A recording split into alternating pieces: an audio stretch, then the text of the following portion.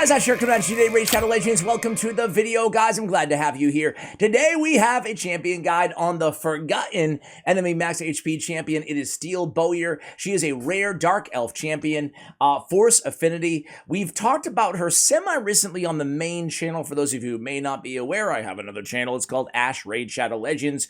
It's easy to find. I use the lazy avatar of the actual game as my channel avatar. Anyway, we kind of compared her damage to other enemy max HP champions in that video, but we never really did a guide, a really deep look in on her kit, so that's exactly what we're going to do today. Toby, first of all, a few shout outs. Toby Simmer says, I wonder if Steel Bowyer may have gotten a silent buff, just saying. Not sure what he's referring to there, but we'll go ahead and find out. We have Drayden Ash as a request. Can you do a guide on Steel Bowyer? Their Dark Elf champion with a great A3 AoE max HP damage. Void Rare just pulled and thought the kit was one to see. Yeah, absolutely. Force Affinity, though, not Void. Would love to get a guide on Steel Bowyer. I pulled her so many times. Fully booked her with dupes. Is she good or is she bad? We get Gary. What does he say? What does he say? Let us see a guide on Steel Bowyer, other max enemy HP champions. We can make a guide on all of them. We will eventually. And then Wreck-It Nick says, pull the 6-star soul on a rare champion. Steel Bowyer, is she good? I see her with enemy max HP damage. Got me interested. It would get me interested as well. Let me go ahead and fix the screen here, guys. All right. So let's take a look at this champion. Enemy max HP rares. Man, there's not many of them. There's Cold Heart. I think there's one I'm forgetting somewhere in there, but there's Steel Bowyer too. She actually looks a little bit like Cold Heart, doesn't she, guys? I mean, aesthetically, that's Steel Bowyer. She's got the arrow. She got the arrows. She's got the bow and arrows, I guess. But you can see very similar in terms of their character models. Who do you like better, Cold Heart or Steel Bowyer? Just in terms of the aesthetics. Obviously, I think everybody would take Cold Heart over Steel Bowyer, but she's got kind of a glimmering, I don't know, coat of armor, if you will, over her. Whereas Cold Heart, she's showing the navel, man. She's showing a little bit more skin. Anyway, what does she got going on here? On Binding Arrow, not Blinding. There is 7 books required, or 6 books required, 7 levels. We have a 2-time hitter, each with a 50% chance of placing the big version of decreased accuracy for 2 turns. Actually, not a bad ability.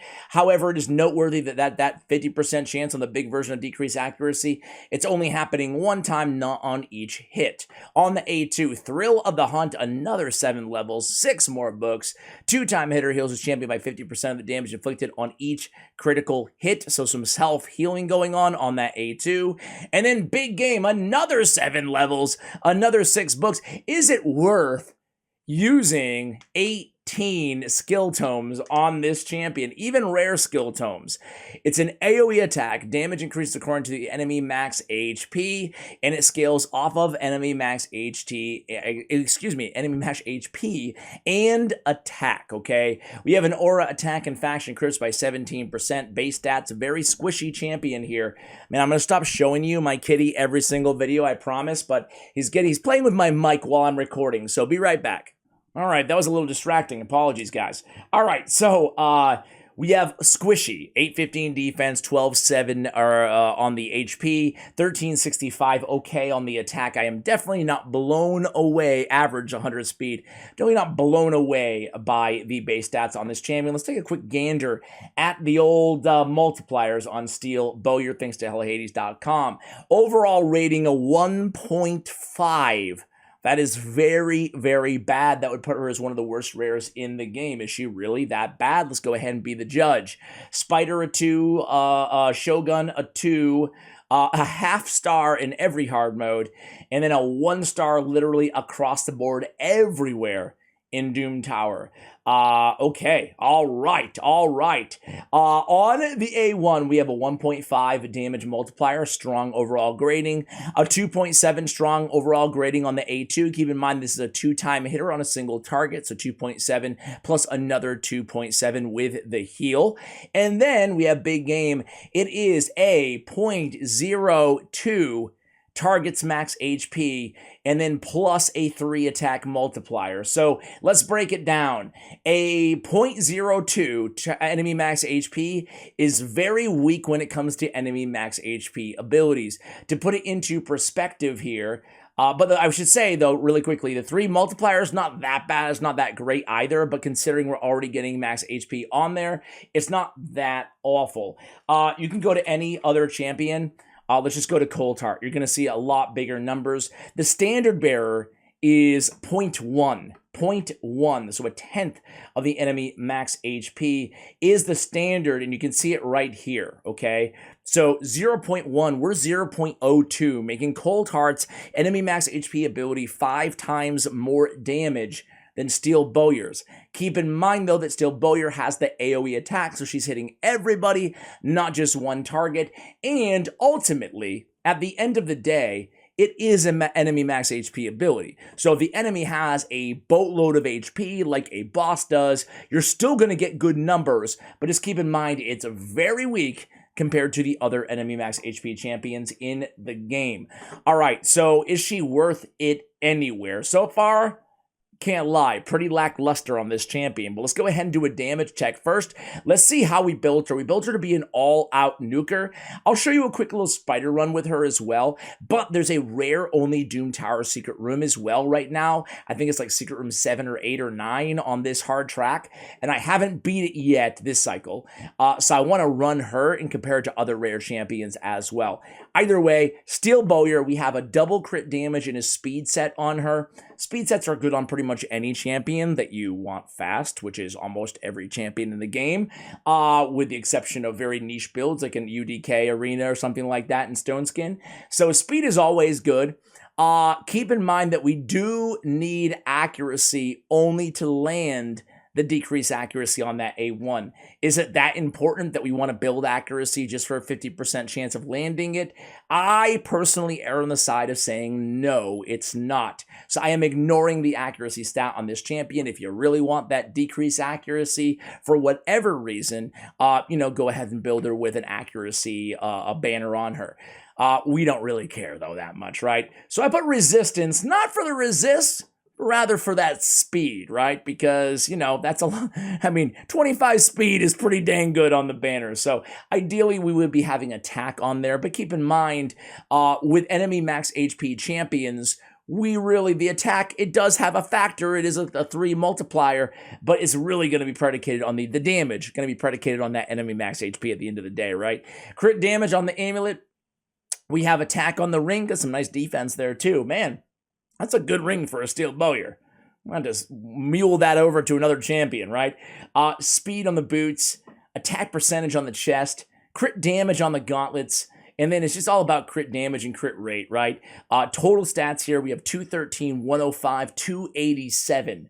So she's pretty dang nuky right now, right? Now, 287 crit damage, how do we have it so high? Well, crit damage is a great set for especially for enemy max HP champions, or champions that already have a skill that ignores 100% of defense. I'm looking at like a Mortu Macabre, I'm looking at a Gorgorab, Faceless, champions like that have an ability that ignores 100% of defense.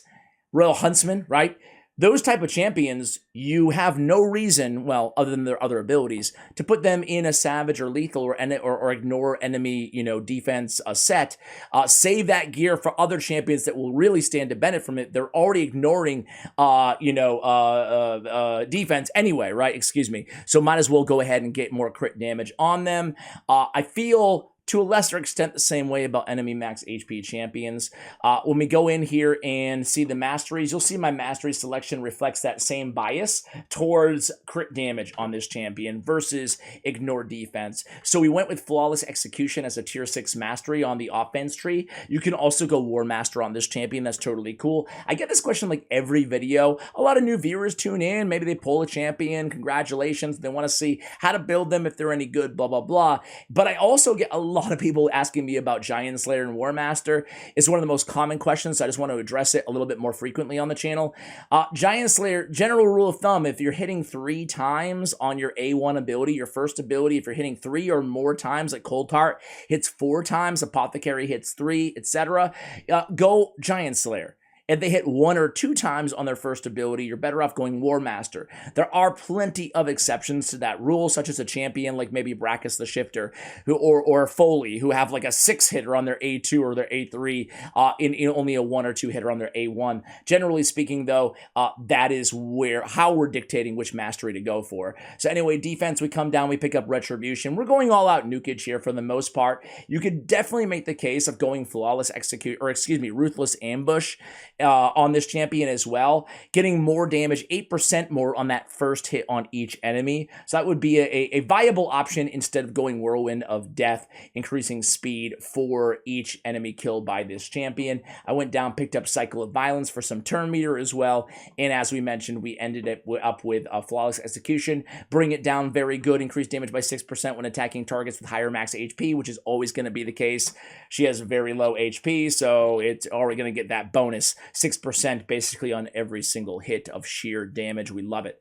All right, guys, you've seen the build. I don't have her awakened right now, but if I was going to put a blessing on this champion, it would be Phantom Touch for a little bit more damage. To me, that is the obvious way to go there. All right, guys, let's go ahead and take her for a quick run. Now, the thing with Spider is she doesn't do a ton of damage for an enemy max HP champion. So my own opinion of her as it pertains to Spider is, sure, you could probably get by using her all the way up to stage 19.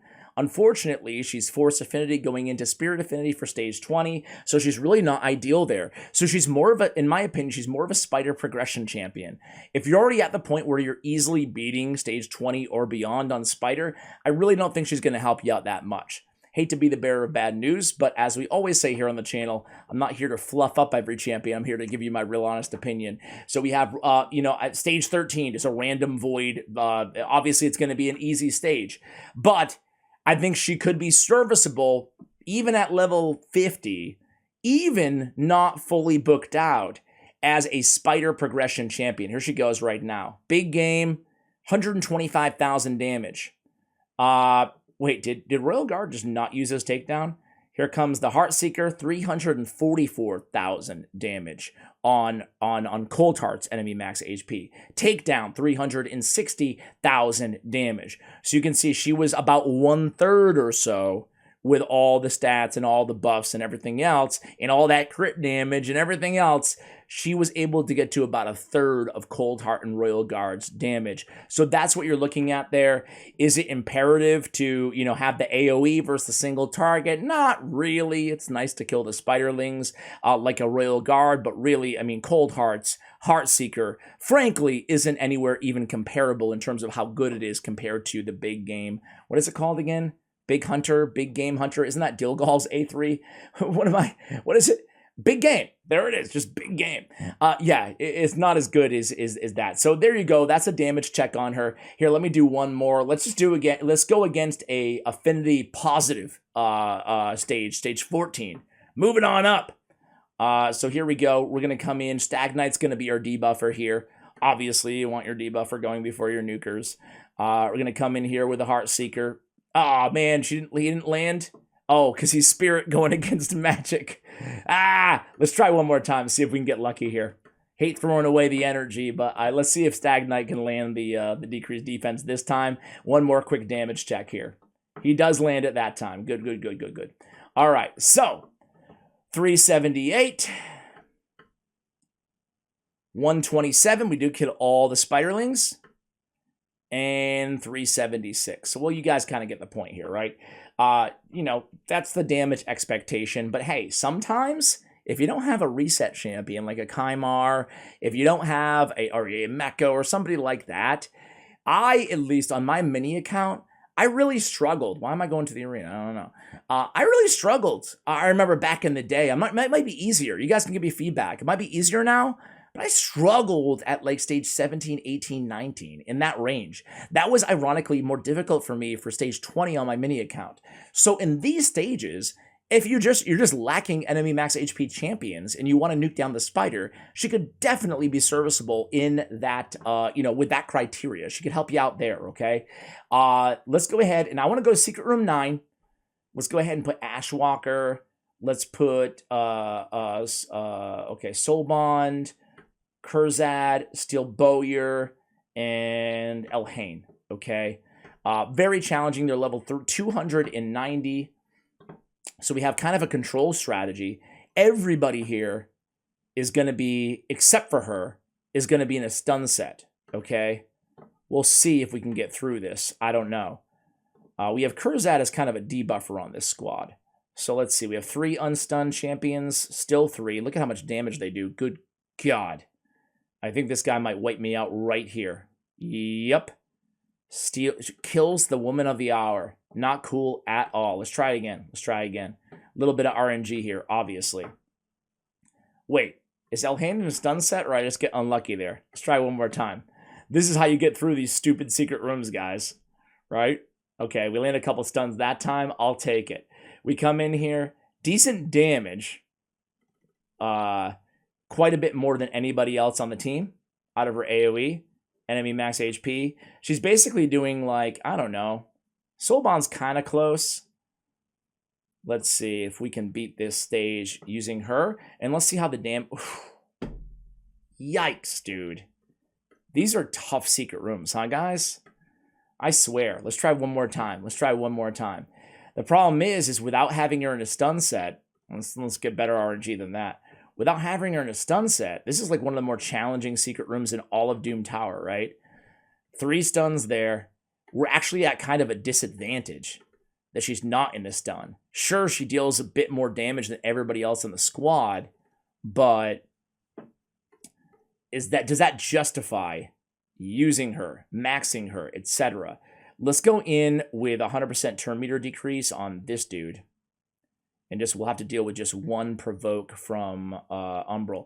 Really not fair, I have to say, that they get an epic on their team, right? That's not cool at all. All right, come in here. Let me give you my thoughts on this champion while I go through this fairly boring content, right? Overall, I am not going to recommend people invest in this champion. Unless you want to have a little bit of fun. What I would do is if, we're not even going to be able to get through this with her, I need somebody else in a stun set in that position. And it doesn't sound like much having 1 champion without the stun, but it's just enough to not allow us to get enough stuns off on AoEs, right? I guess I could throw in a stun set for content like this, but I'm going to be way better off by going with like an Aethel or a Pathfinder Kate. I'm not sure if I have gear on her right now. I have some, but not all.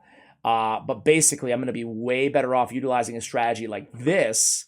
And let's see if I can get Pathfinder. Have I used her recently? I'm not sure if I started this run accidentally earlier. Nah, I didn't, but I can search for her. Anyway, what I'm trying to say is much better off just using all stun champions. So going back to how I feel about Steel Bowyer. Not a great champ, unfortunately, right? She got a nerf a while ago, probably a couple years ago, and she used to have a triple hitter on that A3. Used to be a triple hitter, not a single hitter. They messed around with the multipliers, and now she's just not the same, frankly. I would advise, I think there's just a lot of better champions worth your hard-earned, resources and investment in the game than her, sadly, because you know what? Enemy max HP champions, they're generally really fun inside this game, I really enjoy them, and I get excited, right, when they release new ones. Usually they're legendaries, like Acresia, or like Grazer, or something like that, but she is just not it for me, Could you have some fun, mess around, maybe a little bit of spider, maybe a little bit of DPS here and there? Yeah. But frankly, you could also do a lot better. So, hey, now we have a squad put together that's actually assembled to get through this sort of content because everybody's in a stun set. It's really weird that, this is the end game content, right? You just gotta go in there and hope to stun everybody, and that's it, and just keep trying again and again. Luckily, it doesn't cost energy, which is nice. But now that I have everybody in a stun set, it's infinitely easier to get through this content, right? To just stun lock everybody all the time. But with her in there, it kind of screwed things up. So again, maybe a little bit unfair to blame it on her as I'm kind of doing, but just not enough damage. Obviously, she's not going to help you out in waves that much. Not going to help you out on bosses that much. Doesn't justify a position. So I guess I've made my point here, guys. Instead of rambling for another 45 minutes to you guys as I get through this content, I'm going to keep doing what I'm doing right now, and I'll come back to you guys in the third wave, and we can see if we can finish this wave without Steel Bowyer on the squad. Be right back. All right, guys, here we are in the third wave. We're still not out of the woods yet because one big hit, and I could be toast here, so we'll see. We will see. Okay. Ooh, it's getting close. It's getting close. One was unlanded. 3 champions left. Decreased turn meter with the A1 there. Decreased speed. Now we're good. We are good to go. So, oh, wait. I spoke too soon. Oh, man. Oh, man. Oh, man. Finish it, Kurzad. Boom! Boom! There we go. Whoa, that was close. But we did get the job done without, unfortunately, the star of the show on the team. Guys, again, they can't all be winners, can they? Buyer beware, but you can have a little bit of fun here in the early game, but I think you can outgrow it pretty fast. Thank you for watching. Keep the guide requests coming, and as always, take care, guys.